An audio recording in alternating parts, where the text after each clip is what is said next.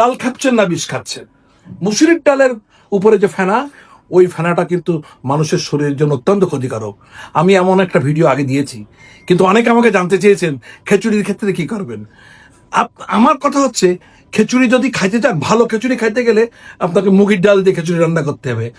যদি মুসুরির ডাল ইউজ করেন খিচুড়ির ক্ষেত্রে, সেক্ষেত্রে পারতপক্ষে পারলে আপনারা যখন রান্না হবে, রান্না শুরু হয়ে যাবে, যখন এটা ফুটবে, তখন উপরে দেখবেন একটা গেজা এসে, ওইটা ফেলে দেওয়ার চেষ্টা করবেন। ওইটা ফেলে দিলে হবে কি, আপনার খাবারটা তো আরো স্বাদ হবে।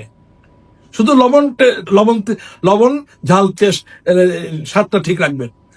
আর অবশ্যই চেষ্টা করবেন, আপনারা জানতে চাইতে কিভাবে ফেলাবেন। ভেরি সিম্পল, আপনারা যখন চড়াবেন, তখন ওর উপরে যখন বাবলিং হবে, ওর উপরে যে গেঁদাটা আসবে, ওই গেঁদাটা একটু ফেলে দেওয়ার চেষ্টা করবেন। ডোন্ট ওয়ারি যে ওই গেঁদার সঙ্গে কিছু মশলা আর কিছু তেল চলে যাবে, বাট শরীরের ভিতরে স্লো পয়জনটা থেকে আপনি নিরাপদ থাকবেন। এটা আমার অনুরোধ থাকলো।